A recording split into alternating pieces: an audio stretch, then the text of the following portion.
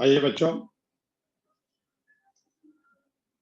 आज अभी हम लोग measurement of national income accounting में 3 मेथड्स अपने को पढ़ना है। सारा नोट्स आप लोग को दिया जा चुका है। जिनके पास अभी भी ये नोट्स नहीं होगा वो मेरे को क्लास के बाद रिक्वेस्ट डालेंगे, मैं उनको भेज दूंगा। अब अपनी नोट्स बुक पे जो नोट किया है उसको निकालेंगे। तीनों मेथड को मैं आज डिस्कस कर रहा हूँ। इसके ऊपर जो न्यूमेरिकल्स क्वेश्चन है वो अगले क्लास से वो हम लोग करेंगे। तो आज से नहीं करेंगे, अगले क्लास से न्यूमेरिकल्स वो हम लोग शुरू करेंगे। तो ये ध्यान रखिएगा, एक्सप्लेनेशन पूरी है, आज सारे डिस्कस करेंगे। अगले क्लास में इसके ऊपर न्यूमेरिकल्स करेंगे, लेकिन उससे पहले मैं चाहूंगा कि आप लोग खुद भी इस पे क्वेश्चंस वो करना। पहला मेथड प्रोडक्ट मेथड है। प्रोडक्ट मेथड कह लो, वैल्यू एडेड मेथड कह लो, और भी इसके कई नाम है। जैसे कहा नेट आउटपुट मेथड होता है, इंडस्ट्रियल ओरिजिन मेथड होता है, फ्लो ऑफ प्रोडक्ट मेथड होता है, वैल्यू एडेड मेथड होता है। तो ये मेथड्स अपने को सारे पढ़ने, सबके एक है, अलग अलग नाम है। इसमें सबसे पहला चीज है gross value added market price. ये जीबी एट एमपी कहलाता है, value of output minus intermediate consumption. Value of output क्या है? Sales plus change in stock plus export if not included in sales. अगर क्वेश्चन में हमारे को एक्सपोर्ट भी दिया है और सेल्स भी दिया है, तो आप सेल्स में एक्सपोर्ट को ऐड करना वैल्यू ऑफ आउटपुट निकालने के क्रम में, और नीचे नोट देना कि assuming that the given sales does not include the export या given sales consist of only domestic sales। Note देकर आपको ऐड करना होगा, ठीक है। तो sales plus change in stock. Change in stock का मीनिंग यहाँ पे थोड़ा डिफरेंट है। क्लोजिंग माइनस ओपनिंग होता है। आप अकाउंट्स में जो एनालिसिस चैप्टर में चेंज इन स्टॉक पढ़ा था, वहां ओपनिंग माइनस क्लोजिंग का, ये क्लोजिंग माइनस ओपनिंग होगा चेंज इन स्टॉक। तो sales plus change in stock plus export से आपका वैल्यू ऑफ आउटपुट निकलेगा। उसमें से इंटरमीडिएट कंजम्पशन माइनस करेंगे। इंटरमीडिएट कंजम्पशन क्या है? जो आपका रॉ मटेरियल वगैरह जो होते हैं वो इंटरमीडिएट कंजम्पशन है, जिसको हम प्रोसेस करते हैं फिनिश गुड्स में। तो वो जो जिसको प्रोसेस करते हैं वो इंटरमीडिएट कंजम्पशन होता है। तो जीबी एट एमपी का अनदर नेम है GDP at MP, gross domestic product at market price. अब ये आपका ग्रॉस है, डोमेस्टिक है, मार्केट प्राइस है। इसको भी हमारे को कन्वर्ट करना पड़ सकता है। अगर हमारे को नेट डोमेस्टिक प्रोडक्ट चाहिए तो ग्रॉस से नेट पे आने के लिए आपको डेप्रिसिएशन माइनस करना होगा, या कंजम्पशन ऑफ फिक्स कैपिटल कह लो, या आपको क्वेश्चन में गिवन होगा, वो माइनस करोगे, नेट आएगा। फिर आपको डोमेस्टिक में ऐड करोगे आपका एनएफआई है, यहाँ जो डोमेस्टिक है ये एनएफआई ऐड करोगे तो डी जो है वो कन्वर्ट हो जाएगा एन में, नेशनल कहलाएगा। और मार्केट प्राइस को फैक्टर कॉस्ट पे कन्वर्ट करने के लिए मार्केट प्राइस में से लेस करेंगे एनआईटी। एनआईटी का मतलब इनडायरेक्ट टैक्स माइनस सब्सिडीज। अब ये इनडायरेक्ट टैक्सेस क्या होते हैं? तो ये बजट चैप्टर में आप लोगों ने पढ़ा था इनडायरेक्ट टैक्सेस। इनडायरेक्ट टैक्सेस क्या है? जो payer and the payee are the two different person. Bond और पे सेम पर्सन नहीं करेगा, टू डिफरेंट पर्सन करेगा, जिसके अंदर सेल टैक्स हुआ, एंटरटेनमेंट टैक्स हुआ, सर्विस टैक्स हुआ। ये सब बीते जमाने में डिफरेंट टाइप की टैक्स होते थे, अब तो हमारा जीएसटी ही है। इधर income tax, gift tax, house tax, corporate tax, जो बियर और pay are made by the same person, वो हमारा डायरेक्ट टैक्स होगा। तो GB at MP, value of output minus intermediate consumption. Value of output क्या है? Sales plus change stock plus export, value of output हमारा निकलेगा। जब जीबी एट एमपी निकल गया, that is equivalent to GDP at MP. और GDP at MP को फिर जैसे रिक्वायरमेंट होगी, एनडीपी एट एमपी होगा तो आपको डेप्रिसिएशन माइनस करना होगा। अगर नेशनल चाहिए होगा तो एनएफआई ऐड करेंगे। मार्केट से फैक्टर चाहिए होगा तो आपको एनआईटी माइनस करेंगे। ये आपके 3 बेसिक फॉर्मूले हैं, जनरल फॉर्मूले हैं, जो डिफरेंट तीनों मेथड में इसका यूज होगा। वैल्यू एडेड मेथड सिर्फ यही है। इसमें अगर 2-3 फॉर्म होगा तो एक कॉर्नर फॉर्म में हम लोग कॉलम बनाकर, स्टेटमेंट बनाकर निकालेंगे, फॉर्मूला यही लगेगा। इसके बाद हमारा स्टेप्स एंड वैल्यूएशन, ये आप जस्ट गो थ्रू करेंगे, डिफिकल्टीज वो गो थ्रू करेंगे। Precaution in estimation of national income account by product method. क्या क्या प्रिकॉशन है? Following goods and services are included in production. Goods and services that are sold in the market with a view to earn profit not sold in the market, but they are supplied free or at nominal rate. जैसे free lunch to school children or employee of a company. ये goods and service not included का होगा. Purchase good which fail to reach the market and henceforth are not sold. These are also known as on-use production or on-account production की बात आएगी. तो on-use production और on-account production एक ही बात है. अपने produce good which fail to reach the market and hence are not sold. मतलब अपने production के लिए, अपने consumption के लिए हमने यूज किया है. ठीक है. उसके बाद जो है on account production of fix asset by government, business enterprises and house hold, imputed rent of owners occupied house and value of the domestic and personal service rendered by the domestic paid staff. Following items are excluded. Domestic services rendered within the household by members of the household. तो वो exclude होगा क्योंकि इसका कारण है statistical problem.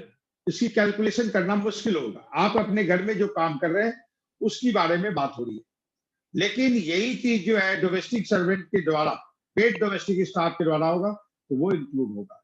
Leisure time activities नहीं होगी, illegal activities नहीं होगी. तो ये तीन तरह के आइटम प्रोडक्शन होंगे, लेकिन हम लोग कहते हैं नॉन इकोनॉमिक प्रोडक्टिव एक्टिविटीज के रूप में इसको लिया जाता है.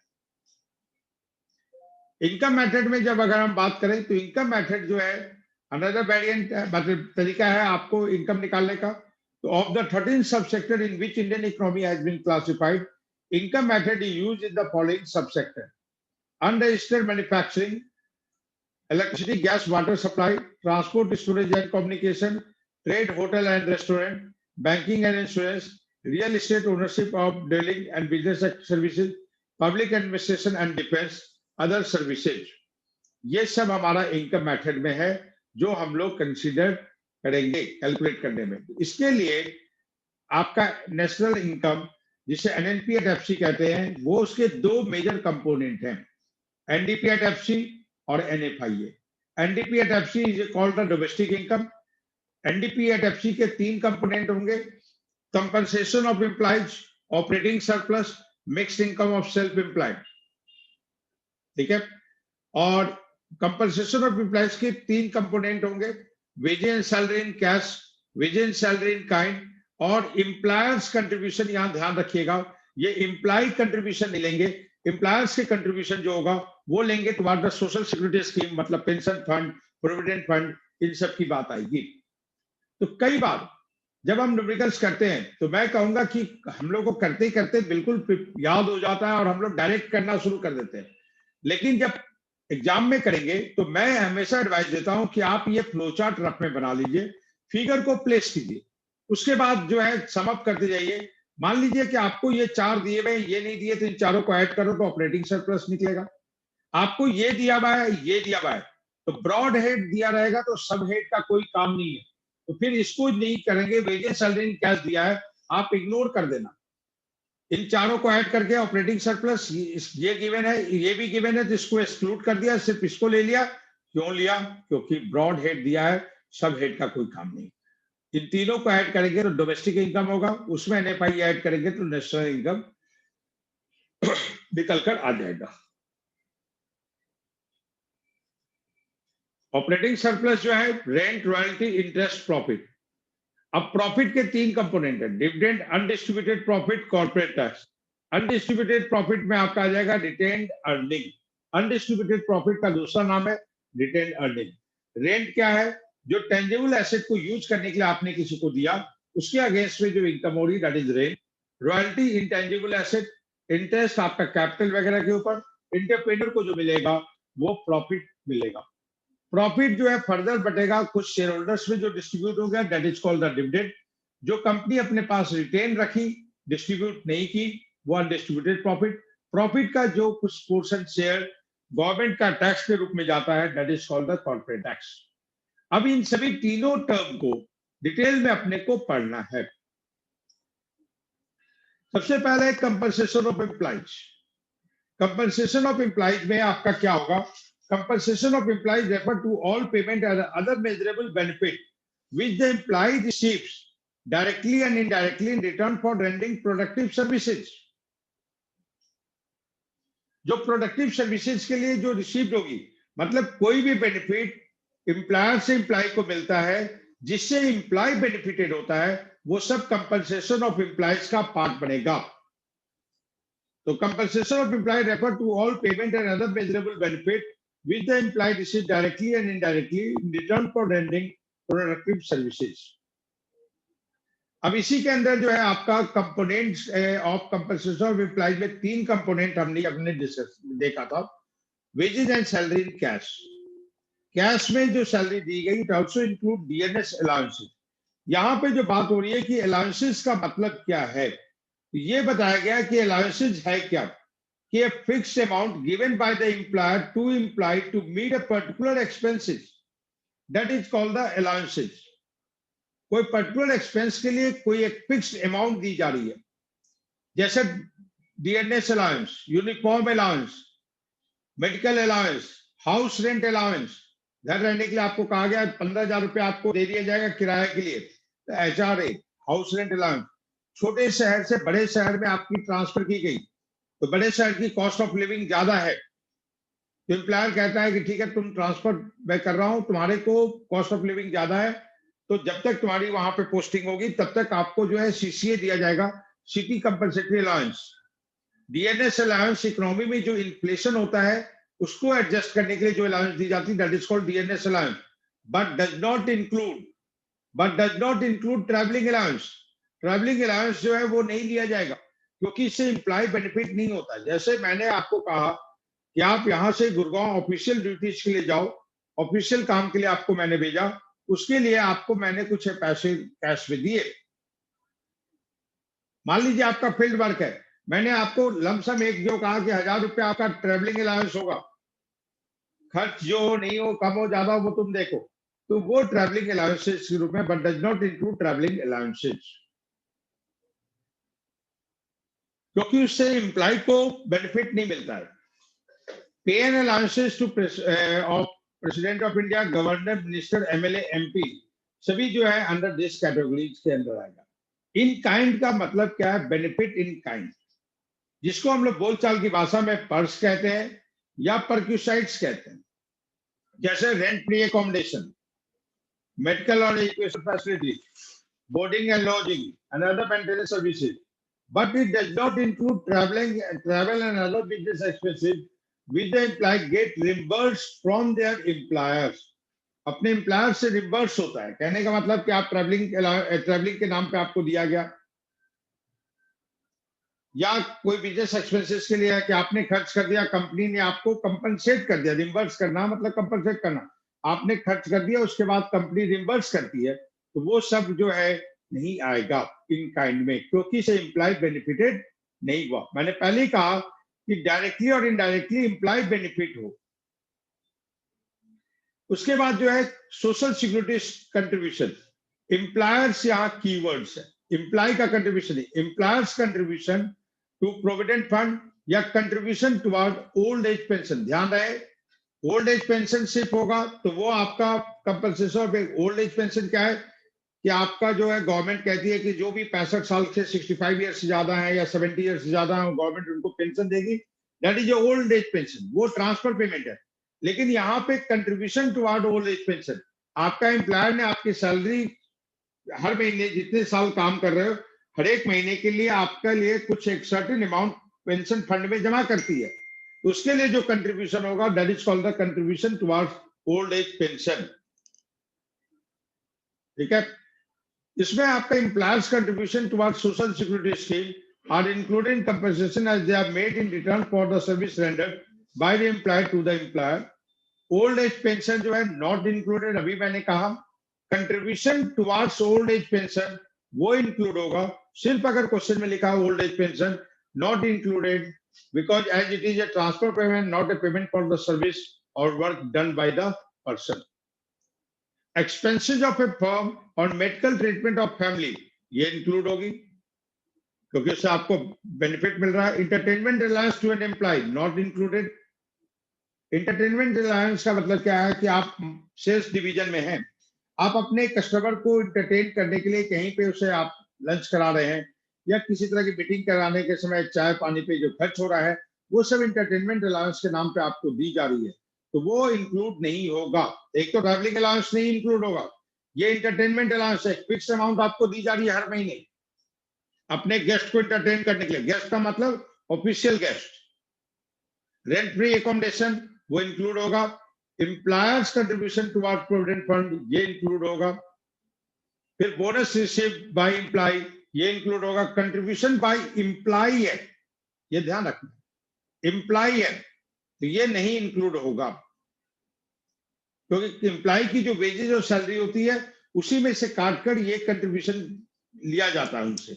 फ्री यूनिफॉर्म टू एम्प्लॉय ये भी नहीं होगा। क्यों नहीं होगा? क्योंकि यूज व्हाइल वर्किंग, तो यूनिफॉर्म जो है ऑफिशियल ड्यूटी को डिस्चार्ज करने के लिए यूज की जाती है, तो वो नहीं होगा। Travel expenses incurred by employee on business tour reversed by employer are not included in compensation of employee as they are business expenses of the employer.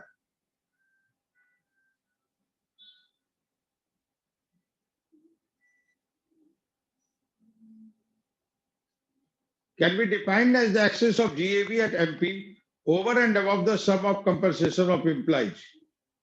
Depreciation, net indirect tax. तो operating surplus जो है वो GB at MP minus depreciation minus NIT minus COE, जो ये definition operating surplus का, ये याद रखना है।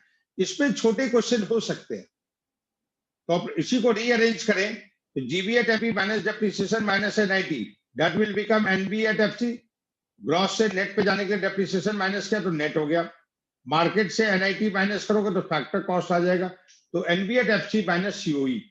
इसी पे एक छोटा क्वेश्चन यहाँ पे जैसे बना है कि compensation of employees of firm constitute 55% of NB at FC, find the operating surplus. तो आप देखो आपका जो है यहाँ पे ऑपरेटिंग सरप्लस जो है, जैसे इस जगह पे ऑपरेटिंग सरप्लस जो है, ये आपकी ऑपरेटिंग सरप्लस है। ऑपरेटिंग सरप्लस जो है is equal to NB at FC minus COE, ये है ना operating surplus. GB at MP minus depreciation, ये पूरा को आप लोग जो है क्या लिख सकते हैं, इन सभी को आप लोग लिख सकते हो एनबी एट एफसी। तो NB at FC minus 55% of depreciation, 55% of NB at FC. Compensation of employee यहाँ क्वेश्चन में दिया हुआ 55% ऑफ एनबी एट एफसी, वो हमने डाला, ये 45% ऑफ एनबी एट एफसी निकल कर आया। ये पोर्शन जो है, ये रिलेशन आपको याद रखना है। इसमें कोई दिक्कत है तो पूछिए, फिर आगे बढ़ता हूं। क्लियर है तो मैं वेट कर रहा हूं। इसी में आगे चलिए, तो यही आपका इसके अंदर है। Operating surplus consist of rent, royalty, interest, profit. Rent, interest, royalty are income from property, profits from entrepreneurship. फिर है कि which type of enterprise there is no operating surplus. तो जनरल गवर्नमेंट सेक्टर होता है। पिछले क्लास में institutional categories of producer पढ़े थे, तो उसमें आपका जो जनरल गवर्नमेंट सेक्टर के अंदर state government, central government, local authority, तो स्ट्रीट लाइटिंग वगैरह इन सब पे जो है कंपनी होती है, जो गवर्नमेंट सेक्टर होते हैं, उनका कोई ऑपरेटिंग सरप्लस नहीं होता है, because the general government normally does not sell its services, not does it produce for profit. इसलिए उनकी जो रेंट, इंटरेस्ट, प्रॉफिट जो होती है वो नील होती है। If the production unit produce for self consumption, तब भी ऑपरेटिंग सरप्लस जो है नहीं होगा। आप इतना ही प्रोडक्शन कर रहे हैं, आप प्रोड्यूसिंग यूनिट है और इतना ही प्रोड्यूस कर रहे हैं कि आप उसको अपने ही खपत में ले रहे हैं, तो वो हमारा जो है ऑपरेटिंग सरप्लस उस केस में जीरो होगा। फिर है mix income of self employed. Self employed का मतलब जो है थोड़ा डिफरेंट होता है। सेल्फ एम्प्लॉयड का जो जनरल मीनिंग है उससे ये अलग है। सेल्फ एम्प्लॉयड इकोनॉमिक्स में मतलब होता है who is neither the employed not the employed of anyone, after self employed. तो उसको जो रेम्युनरेशन मिलती है वो जो है आपका मिक्स होता है रेंट, इंटरेस्ट, प्रॉफिट। तो refer to the income of self employed person, profit of unincorporated enterprises using their own labour, capital और एंटरप्रेन्योरशिप। और ये सबका जो है ओन लेबर के अगेंस्ट पे जो वेजेज हुआ, ओन कैपिटल के अगेंस्ट पे इंटरेस्ट हुआ, एंटरप्रेन्योरशिप की बात होगी तो प्रॉफिट होगा। ये सभी का जो रेम्युनरेशन होती है वो उनका मिक्स होता है, इसलिए इसे mixed income of self employed कहते हैं। इसके बाद ये ट्रांसफर पेमेंट है। ये जो पेज आपका 6 है, ये आपके लिए बहुत इंपॉर्टेंट है। ये पेज 6 और पेज 7 क्वेश्चन आपका आएगा, किस फॉर्म में आएगा वो देखने वाली बात है, लेकिन क्वेश्चन जरूर आपके एग्जाम में आएगा। ट्रांसफर पेमेंट क्या है? यूनिलैटरल पेमेंट है। तो पहली बात है unilateral payment made by household, productive enterprises, non corporate enterprises, by government and vice versa. तो unilateral payment made by these and vice versa, which are not made in exchange of supply of goods and services, वो transfer payment है। उसी चीज को मैंने यहाँ पे भी लिखा, transfer payment is an economic activity, क्योंकि earning and spending of income and wealth होगा, वो इकोनॉमिक एक्टिविटीज है। Since there is earning and spending of income and wealth, ठीक है, so it is non productive economic activities कहा जाएगा, unproductive economic activities होगा, ठीक है। अब जो है इसमें करंट ट्रांसफर की बात है, they are those money transfer which are made from the current income of the payer and become a part of current income of the recipient. Current transfer है, करंट इनकम से होगी। Capital transfer जो होगा वो थोड़ा अलग होगा। They are used by the recipient to meet their consumption. अब इसमें जो एग्जांपल सब जो दिए हुए, ये एग्जांपल आपको याद रखना है, क्योंकि 1 मार्क्स के क्वेश्चन में आएगा, give an example of a transfer payment which between the government and the household या made by household to the government. इस टाइप के क्वेश्चन जो है वो अपने को रहेंगे, ठीक है। तो ये आपको जो है एग्जांपल जो है याद रखना है, जैसे transfer payment such as scholarship to poor student, unemployment benefit, prize, old age pension which are service by household for government and enterprises, subsidies, donation, gift received which household enterprise received from government, transfer payment made by household to government that include a direct and indirect taxes, gifts of food, medicine between transfer payment between the two countries. ये सब current transfer है, out of the current income है, recipient के लिए वो current income का part बनेगा। इसका आपको ध्यान रखना है, याद रखना है। कैपिटल ट्रांसफर क्या किया जाता है? These are the payment in cash or kind for the purpose of capital formation or for any expenditure of long term nature. Further, these are made from wealth, वो current income से था, ये wealth से। wealth का मतलब past accumulated income जो होती है वो wealth होता है, और current income जो है वो आपकी current earning की बात होती है। They are also unilateral payment and do not involve any supply of goods and services in return. Investment grant made by government have to the enterprise to promote their development. Grant का मतलब क्या होता है? Does not have possess the repayment obligation. तो grant के साथ कोई repayment obligation नहीं होती है, तो कैपिटल ट्रांसफर है। Lump sum payment made by government to household, जैसे कंपनसेशन फॉर कंपल्सरी एक्विजिशन, ये आपका जो है एक एग्जांपल हुआ, capital transfer by government to the household, compensation for compulsory acquisition. Taxes such as death duties, capital gain tax, जैसे capital asset होते हैं, शेयर डिवेंचर, बॉन्ड या लैंड, बिल्डिंग, प्लांट, मशीनरी, कोई भी आप कैपिटल एसेट को बेचते हैं, उस पे जो प्रॉफिट होती है उस पे जो हमारे को टैक्स देना होता है, that is called the capital gain tax. Inheritance tax, हालांकि अब ऑब्सोलीट हो चुकी है, paid by household and enterprises to the government. Economic act, war damage, unilateral grants from one country to another are also an example of capital transfer between countries. Compulsory transfer क्या है?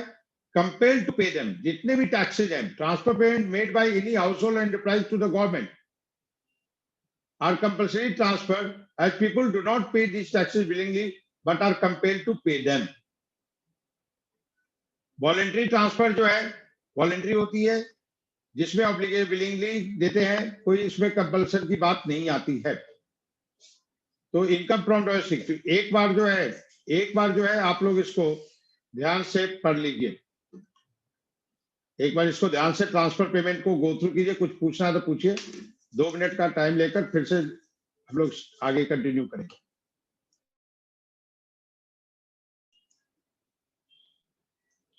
ये current transfer, capital transfer आप लोग के लिए काफी important है, voluntary transfer, compulsory transfer, सबके एग्जांपल जो है वो आपको ध्यान रखना है,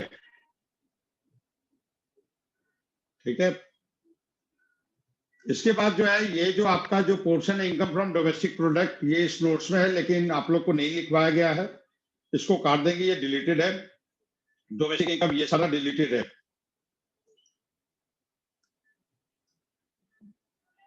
इसके बाद जो है यहाँ पे जो आपका एक्सपेंडिचर मेथड्स है, एक्सपेंडिचर मेथड में आपका जीडीपी एट एमपी की बात होती है, gross domestic product at market price. इससे नेशनल पे जाने के लिए वही जो बेसिक फॉर्मूला है उसको यूज करना है। Final consumption expenditure, final investment expenditure. Final consumption expenditure के दो कंपोनेंट है, प्राइवेट फाइनल कंजम्पशन एक्सपेंडिचर, ध्यान रखिएगा इसको। क्वेश्चन में न्यूमेरिकल्स में देखना होगा, ये कहीं ऐसा तो नहीं लिखा है final consumption expenditure in domestic market, तब मतलब बदल जाएगा, अभी देखेंगे उस पे।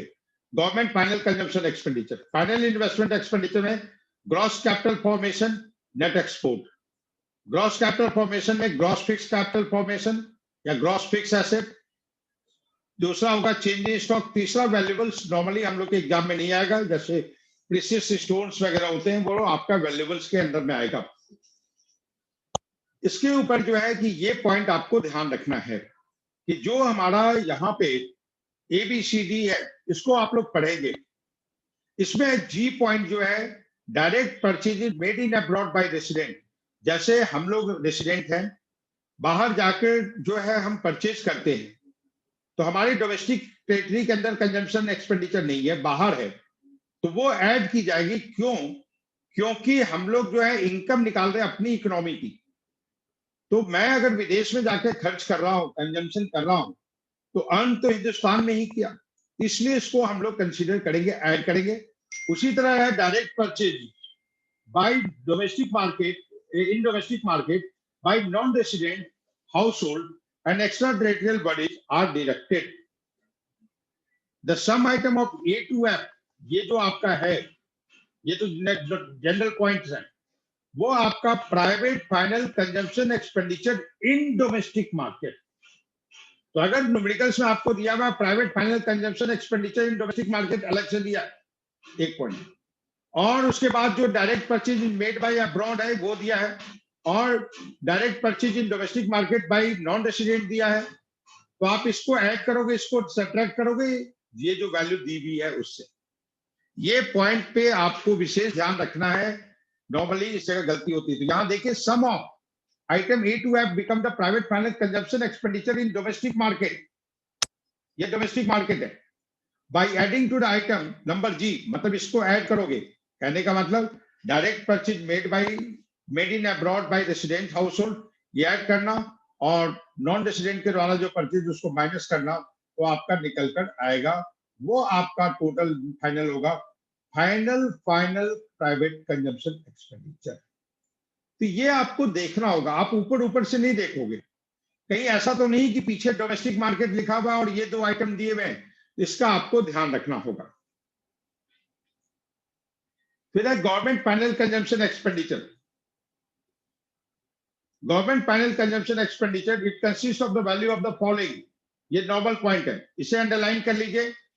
अगर आपने नोट नहीं किया है तो आप इसको भी ध्यान रखना है, इसको भी नोट करना है।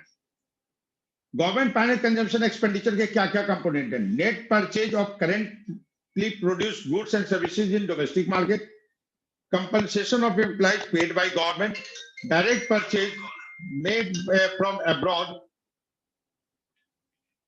abroad by government, less value of sales।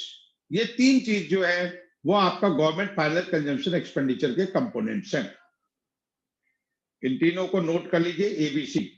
Government final consumption expenditure consist of these three.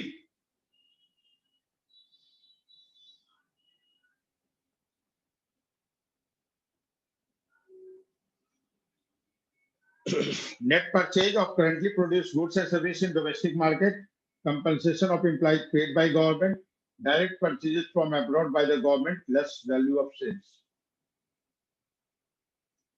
इसके बाद जो है आपका प्रिकॉशंस में डबल टिक होगा, इंपॉर्टेंट है। प्रिकॉशंस में हमारा जो है कि एक्सपेंडिचर मेथड में क्या क्या should not be included, avoid double counting, expenditure on all intermediate goods, तो ये आपका है साफ साफ लिखा हुआ है, expenditure on all intermediate goods जो है वो एक्सक्लूड करेंगे। ये सब जो एप्लीकेशन बेस्ड क्वेश्चन जो होगा उसमें भी इस तरह का एक्सप्लेनेशन है, तो उसके जो रीजन देते हैं उसमें प्रिकॉशन में जो है ये याद रखोगे तो रीजन लिखना आसान हो जाएगा। Government expenditure on all transfer payment such as scholarship excluded, तो ऑल ट्रांसफर पेमेंट, तो ये जितने भी ट्रांसफर पेमेंट है ये सब आप एक्सक्लूड करेंगे, एक्सपेंडिचर में नहीं लेंगे। Expenditure on purchase of second hand goods is excluded, तो सेकेंड हैंड गुड्स जो होगा उसको आपको एक्सक्लूड करना है, क्योंकि ये this is not a part of currently produce good. Expenditure on purchase of old shares and bonds, purchase of old shares and bond जो है वो आपको एक्सक्लूड करेंगे, लेकिन अगर इस पे ब्रोकरेज वगैरह दिया है तो उसे इंक्लूड करेंगे, ये एक्सक्लूड होगा। तो ये सारा चीज जो एक्सक्लूड होगा उसकी लिस्टिंग आपको दी हुई है। Expenditure on all intermediate goods, all transfer payment, expenditure on second hand goods, ये सारे आप लोग को एक्सक्लूड करना है, क्योंकि ओल्ड शेयर्स ऑफ बॉन्ड्स का है that is मियर transfer of property. Transfer of property का मतलब ट्रांसफर ऑफ ओनरशिप। प्रिकॉशंस में जो है इनकम मेथड में आपका जो है imputed rent of owners occupied dwelling unit and value of production for self consumption जो लेंगे, लेकिन सेल्फ कंज्यूम सर्विसेज जो है वो नहीं लिया जाएगा। जैसे मैं अपने बेटे को पढ़ा रहा हूं तो वो सेल्फ कंज्यूम सर्विसेज है उसे इंक्लूड नहीं किया जाएगा। फिर इलीगल एक्टिविटीज जो है विंडफॉल गेन है एक्सक्लूड होगा, डायरेक्ट टैक्सेस जो है वो एक्सक्लूड होगा, इनडायरेक्ट टैक्सेस इंक्लूड होगा। ये इनकम मेथड में हमारा होगा। डबल काउंटिंग का क्या डिसएडवांटेज है, मतलब क्या है, counting of value of more of the same product more than once, और उसके लिए अवॉइड करने के लिए हम लोग वैल्यू एडेड मेथड लेते हैं। तो कुल मिलाकर ये पोर्शन आप लोग का कंप्लीट करना है। अगले क्लास में हम लोग इसके न्यूमेरिकल्स के ऊपर आएंगे। आप लोग को रिवीजन सारे न्यूमेरिकल्स का कर लेना है। आपके पास जो बुक है, मैंने जो आपको असाइनमेंट दिया है, उन सभी से करेंगे। जो डाउट्स होगा वो आप भेजेंगे, उसको मैं अगले क्लास में एड्रेस करूंगा।